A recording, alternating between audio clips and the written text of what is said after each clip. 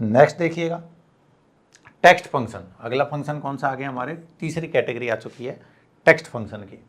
Text function वो होते हैं जो टेक्स्ट पर ही कार्य करते हैं, ये नंबर्स पर काम नहीं करते हैं। इनके लिए कम से कम एक आर्गुमेंट का टेक्स्ट होना आवश्यक है, यानी मिनिमम एक जो आर्गुमेंट है वो टेक्स्ट होनी चाहिए, दूसरे नंबर्स हो सकते हैं। एग्जाम्पल लेते हैं, ऐसे कौन कौन से हैं। नंबर 1 है आपका अपर। अब अपर का मतलब हो गया सभी कैरेक्टर्स को कैपिटल में कन्वर्ट करेगा, ये किसमें, कैपिटल लेटर्स में। ये देखिए, यह आर्गुमेंट्स के रूप में दिए गए टेक्स्ट को अपर केस में परिवर्तित कर देता है।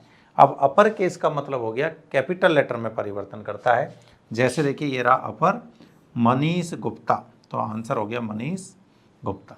यहाँ पर ये स्मॉल लेटर थे, इनको भी इसने किस में कन्वर्ट कर दिया, कैपिटल में कन्वर्ट कर दिया। नेक्स्ट देखिए, यह आर्गुमेंट के रूप में दिए गए टेक्स्ट को लोअर केस में परिवर्तित करता है, यानी जितने भी कैपिटल लेटर हैं उन सभी कैपिटल लेटर को ये किस में कन्वर्ट करेगा, स्मॉल लेटर में कन्वर्ट करेगा।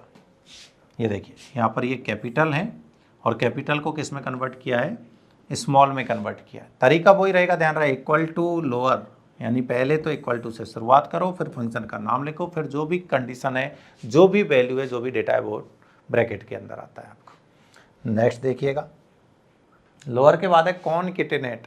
ये दो या दो से अधिक जो भी टेक्स्ट आपको दिए गए हैं उनको मिलाने का काम करता है, उनको मर्ज करने का काम करता है। यह है कई टेक्स्ट वैल्यूज को जोड़कर उन्हें एक ही टेक्स्ट वैल्यू में बनाता है।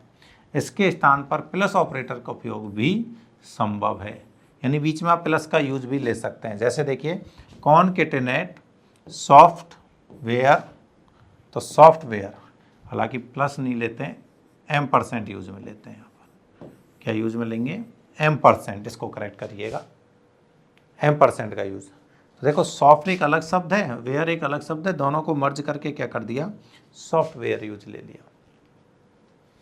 ऐसे ही नेक्स्ट देखिए, कॉनकेटेनेट के बाद एग्जैक्ट। क्या है अगला, एग्जैक्ट। दो टेक्स्ट वैल्यू को परस्पर समान होने के लिए जांचता है कि यदि दोनों सेम है तो रिजल्ट ये ट्रू देता है, और दोनों सेम नहीं है तो ये फॉल्स देता है। यानी इससे जो रिजल्ट हमें मिलने वाला है वो ट्रू और फॉल्स में मिलने वाला है, कि जो भी वैल्यू दो गिवन है वो दोनों इक्वल हैं, एक समान है तब तो ट्रू, एक समान नहीं है तो फॉल्स। ये देखिए एग्जैक्ट, कलर और ये कलर, दोनों की स्पेलिंग में डिफरेंस है, COLOR और ये COLOUR, यू एक्स्ट्रा आ गया, तो ये रिजल्ट क्या दे रहा है, फॉल्स।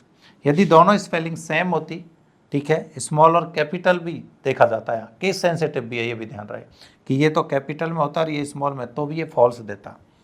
एग्जैक्ट, मार्केट और ये मार्केट, अब दोनों में डिफरेंस देखें आप, कुछ भी नहीं है, दोनों एकदम सेम है, तो रिजल्ट क्या आ गया आपका, ट्रू आ गया। यदि समान है तब तो क्या करेगा, ये ट्रू रिजल्ट देगा, विपरीत है या एक समान नहीं है तो ये फॉल्स देगा। और ये बात भी ध्यान रखनी है, केस सेंसिटिव भी होता है। केस सेंसिटिव का मतलब हो गया, देखो इस तरीके से, इक्वल टू एग्जैक्ट, इधर लिख देता हूँ, मान लीजिए यहाँ पर लिखा मैंने राम और यहाँ पर लिखा राम। अब देखो ये भी राम है, ये भी राम है और ये भी राम है, लेकिन ये स्मॉल में है और ये कैपिटल में है, तो इसको बोल रहे हैं हम केस सेंसिटिव। इस केस में भी ये फॉल्स रिजल्ट देगा, दोनों सेम नहीं है इसलिए ये फॉल्स रिजल्ट देगा। नेक्स्ट देखिएगा, लेफ्ट। यह आर्गुमेंट में दी जाने वाली स्ट्रिंग में से आर्गुमेंट में दी जाने वाली संख्या के बराबर बाईं ओर से अक्षर प्रदर्शित करता है। यानी आपको एक कोई भी नाम दिया है, कोई भी टेक्स्ट दिया हुआ है और एक संख्या दी गई है, तो उस संख्या के बराबर लेफ्ट साइड से उसके कैरेक्टर निकाल के देगा। एग्जाम्पल देखें, जैसे यहाँ पर देखो सॉफ्टवेयर एक शब्द दिया है फंक्शन के अंदर और डिजिट दिए कितनी, 4, नंबर कितने दिए, 4, तो इसका मतलब हुआ कि लेफ्ट साइड से सॉफ्टवेयर के 4 कैरेक्टर, लेफ्ट साइड से सॉफ्टवेयर के 4 कैरेक्टर, आंसर क्या हो गया, सॉफ्ट हो गया, SOFT। लेफ्ट है तो लेफ्ट साइड से, या राइट होता तो राइट साइड से, लेफ्ट राइट का यही अंतर है। नेक्स्ट देखिएगा, ये रहा राइट, यह लेफ्ट के समान ही है सिवाय इसके कि इसमें अक्षर दाईं ओर से प्रदर्शित होते हैं। भाई लेफ्ट साइड में लेफ्ट साइड से हो रहे थे, राइट साइड में राइट साइड से होंगे। ये देखो राइट सॉफ्टवेयर 4, राइट साइड से सॉफ्टवेयर के 4 कैरेक्टर, तो 4 हैं 1 2 3 4, वेयर WARE। ध्यान रहे बीच में यदि स्पेस है तो वो भी काउंट होता है, स्पेस को भी यहाँ पर एक कैरेक्टर के रूप में माना जाता है। ऐसा भी एक एग्जांपल लेंगे, अभी और देखें फंक्शन। एक है आपका लेन, लेन तो ये बताता है कि आपका जो शब्द लिखा है उसमें कितने नंबर ऑफ कैरेक्टर हैं।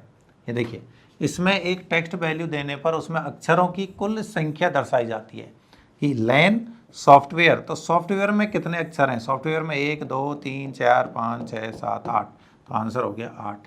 यहाँ भी बीच में स्पेस होता है, एक एग्जांपल स्पेस का ले लेते हैं, देखो इक्वल टू इसी में लेते हैं लेन कंप्यूटर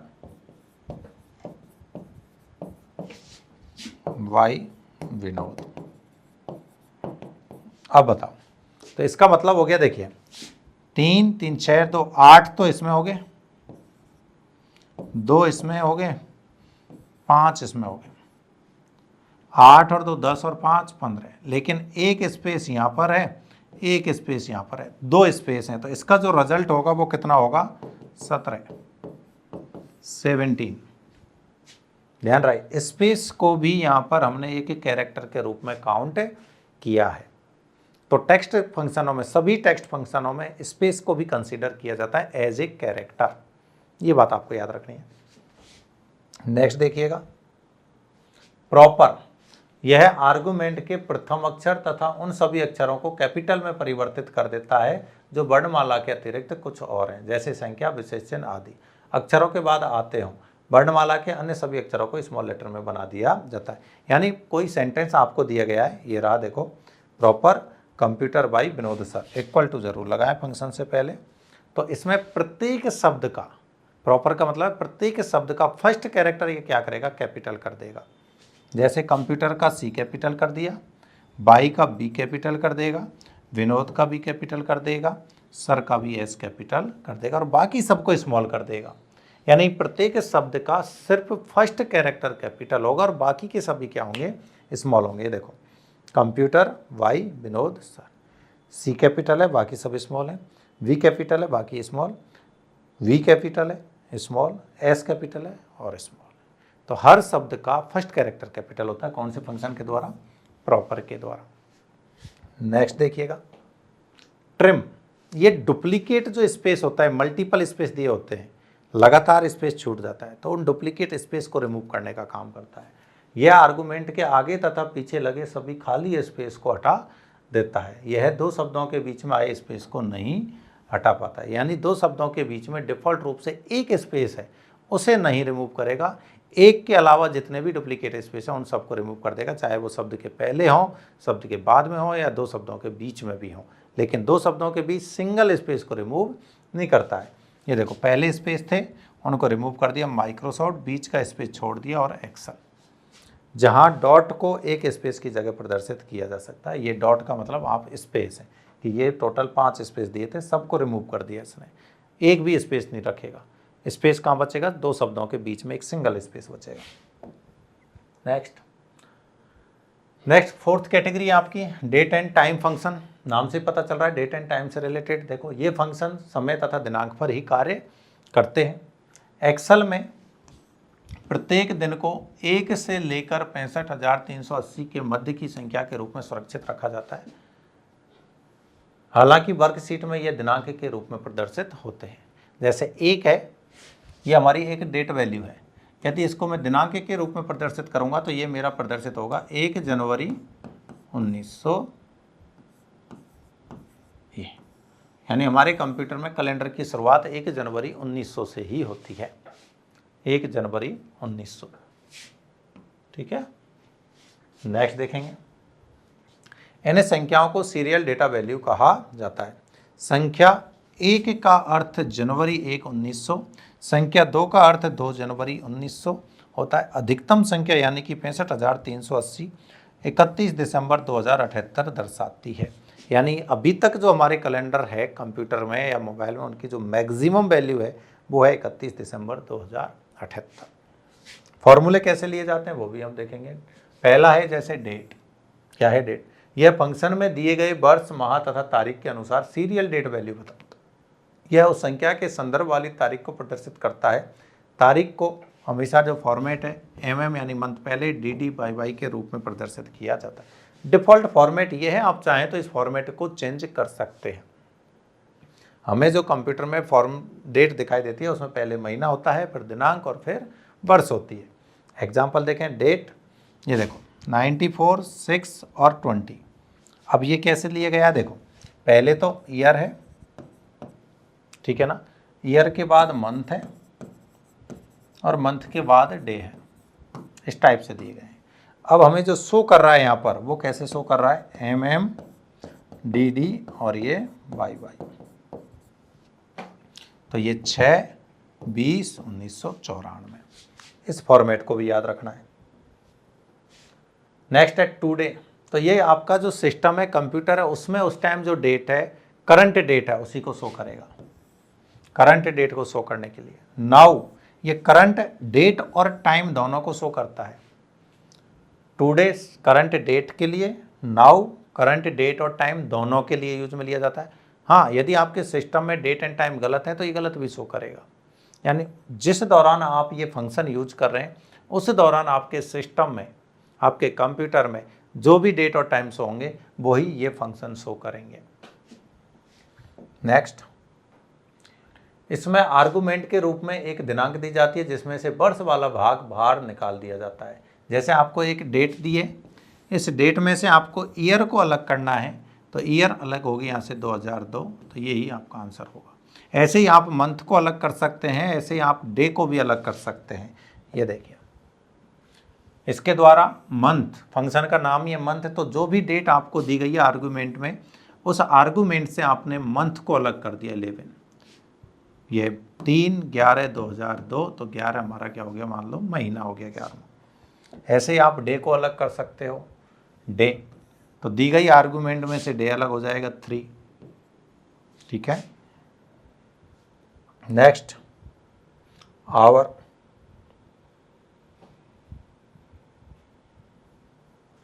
आवर, इसमें आर्गुमेंट के रूप में एक समय दिया जाता है, इसमें से घंटे वाला भाग प्रदर्शित कर दिया जाता है। अब आपको देखो आवर है तो टाइम दिया जाएगा, उस दिए गए टाइम में से जो आवर वाला पार्ट है उसको अलग कर दिया जाएगा। 12:15:35। तो इसमें आवर वाला पार्ट, कौन सा, आवर वाला, वो कितना 12, तो अलग कर दिया। ऐसे ही आप मिनट को अलग कर सकते हो, सेकंड को अलग कर सकते हो। मिनट में वही दिए गए टाइम में से मिनट को अलग किया, रिजल्ट मिल गया। ऐसे ही आप सेकंड को भी अलग कर सकते हो, दिए गए जो भी टाइम है उसमें से सेकंड वाला भाग है 35, तो उसको भी आपने अलग कर दिया।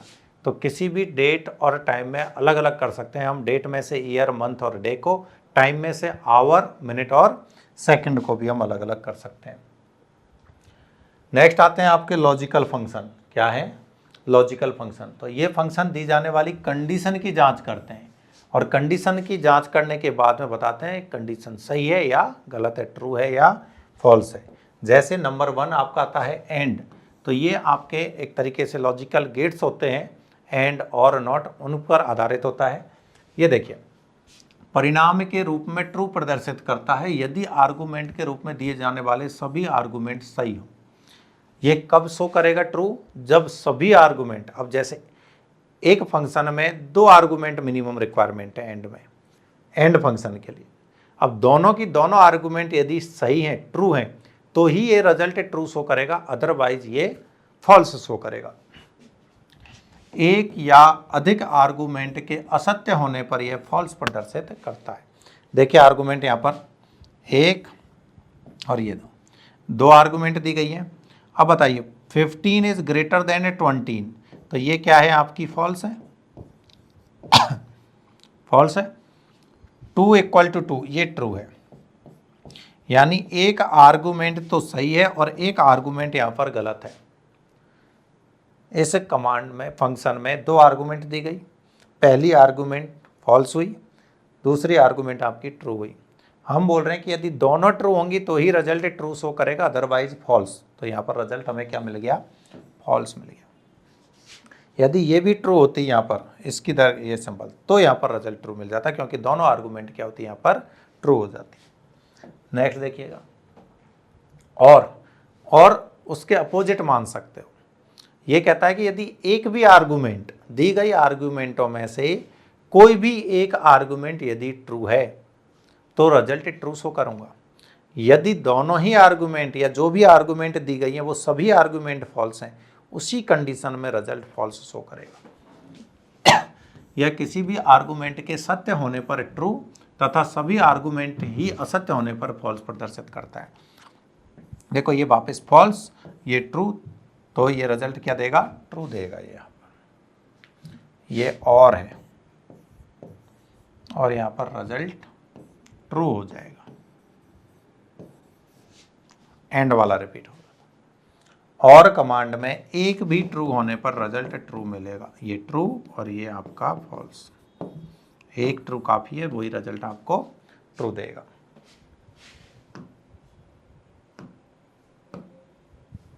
Next, not.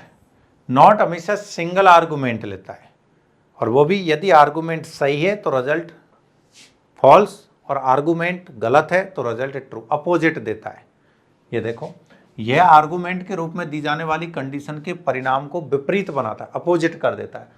यानी कंडीशन सही है, सत्य है तो यह फॉल्स दिखाता है और यदि कंडीशन असत्य है तो यह ट्रू दिखाता है। यहाँ देखिएगा, यह आर्गुमेंट दी गई है और ये आर्गुमेंट आपकी ट्रू है तो रिजल्ट क्या दे रहा है? ये फॉल्स। और यदि आर्गुमेंट फॉल्स होती तो ये रिजल्ट देता ट्रू। इफ, इसमें आर्गुमेंट एक कंडीशन होती है, इसके सत्य होने पर आर्गुमेंट 2 प्रदर्शित किया जाता है, अन्यथा 3 किया जाता है। यानी अब हमारे पास 3 ऑप्शन होते हैं, आर्गुमेंट 1, आर्गुमेंट 2, आर्गुमेंट 3। पहली आर्गुमेंट आपकी कंडीशन होगी जैसे कि यहाँ पर दी गई है। अब यदि ये, मैं कहता हूँ ये मेरी आर्गुमेंट 1 है, ये आर्गुमेंट 2 है और ये आर्गुमेंट 3 है। 3 आर्गुमेंट है यहाँ पर मेरे पास में। और फर्स्ट आर्गुमेंट आपकी क्या होती है? हमेशा कंडीशन होती है। फिर हम उस कंडीशन को चेक करते हैं, यदि ये कंडीशन ट्रू है तो सेकंड आर्गुमेंट हमारा रिजल्ट होता है ट्रू होने के केस में। और यदि ये आर्गुमेंट फॉल्स है, फर्स्ट आर्गुमेंट फॉल्स है, तो हमारा रिजल्ट क्या होता है फॉल्स होने के केस में? Third argument. अब आप चेक कीजिए, 35 is less than 50, 35 is less than 50, argument क्या हुई? ट्रू। तो ट्रू के केस में आर्गुमेंट 2 आपका रिजल्ट है, 2 क्या है? हमारी वेलकम। तो रिजल्ट क्या मिल गया? वेलकम। यदि ये आर्गुमेंट गलत होती तो हमारा रिजल्ट क्या होता? Good bye. क्या होता रिजल्ट? Good bye. यानी आपको पहले इस कंडीशन को चेक करना है। कंडीशन यदि आपकी सही है तो पहले वाला आपका रिजल्ट है, कंडीशन यदि आपकी गलत है तो दूसरे वाला आपका रिजल्ट होगा।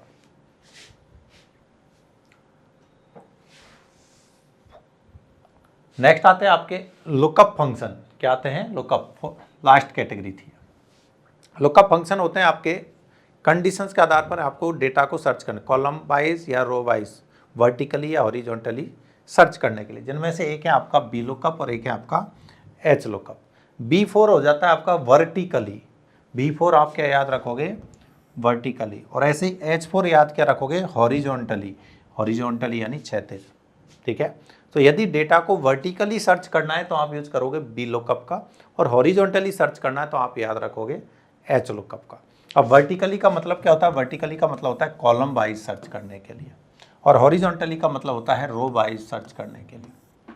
देखो, टेबल या स्प्रेडशीट में डेटा को वर्टिकली मतलब ऊपर से नीचे की तरफ ढूंढने के लिए उपयोग किया जाता है, और एच लुकअप का मतलब टेबल या स्प्रेडशीट में डेटा को क्षैतिज मतलब बाएं से दाएं, लेफ्ट से राइट की तरफ ढूंढने के लिए उपयोग में लिया जाता है। तो दोनों का काम सर्च करने का है, एक टॉप टू बॉटम काम कर रहा है, एक लेफ्ट टू राइट काम कर रहा है। नेक्स्ट है इंडेक्स। ये पर्टिकुलर किसी रो या कॉलम की संख्या के आधार पर यदि आपको डेटा को सर्च करना है, टेबल या स्प्रेडशीट में डेटा को रो और कॉलम के नंबर के अनुसार ढूंढने के लिए उपयोग किया जाता है। नंबर के अनुसार, जैसे देखिए इक्वल टू इंडेक्स, यहां दे दिया मैंने 2 और 4, इसका मतलब हो गया दूसरी तो रो और चौथा कॉलम, दूसरी रो और चौथे कॉलम से मिलकर बनने वाली जो सेल है, मैं कह सकता हूं चौथा कॉलम मेरा ABCD होगा और दूसरी रो 2, तो D2 सेल की जो वैल्यू होगी, इसकी जो वैल्यू होगी वो इसका रिजल्ट होगा। ठीक है ना, यानी रो और कॉलम के नंबर के अकॉर्डिंग भी आप डेटा को सर्च कर सकते हो। नेक्स्ट है आपका ट्रांसपोज। तो ये ट्रांसपोज क्या करेगा, रो को कॉलम में और कॉलम को रो में कन्वर्ट करने के लिए यूज में लिया जाता है। यदि कोई टेबल है, उसकी रो को तो आप कॉलम बनाना चाहते हैं और कॉलम को आप रो बनाना चाहते हैं, एक दूसरे को कन्वर्ट कर रहे हैं एक तरीके से, तो उसके लिए आप किसका यूज करेंगे, ट्रांसपोज का। टेबल या स्प्रेडशीट में रो को कॉलम में और कॉलम को रो में बदलने के लिए उपयोग में लिया जाता है। तो ये कुछ इंपॉर्टेंट और पूछे जाने वाले हमारे फंक्शंस थे जिनका यूज हम हमारी स्प्रेडशीट में, हमारे एक्सेल सॉफ्टवेयर में कर सकते हैं डिफरेंट टाइप्स के डेटा को एनालिसिस और कैलकुलेट करने के लिए। इनकी आप एक बार एक एक करके प्रैक्टिस करें। जो जो एग्जाम्पल आपको दिए गए थे उन एग्जाम्पलों की आप प्रैक्टिस करें, आपको सीखने में मदद मिलेगी। धन्यवाद दोस्तों।